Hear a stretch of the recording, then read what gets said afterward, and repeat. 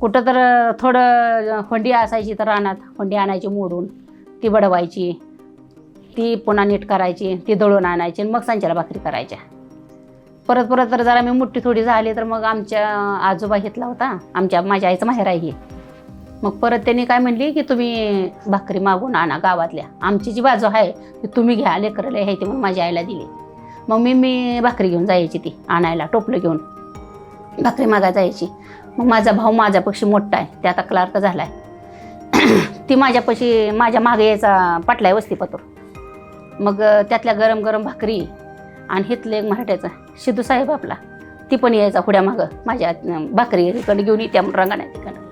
मग ती यायचा, मग त्यातल्या गरम गरम भाकरी कोणी चटणी बिटणी काय वाढलेली असली तर मग मी त्यांना द्यायची. मग ती दोघंजण शाळेला मंगळवेढला जायची.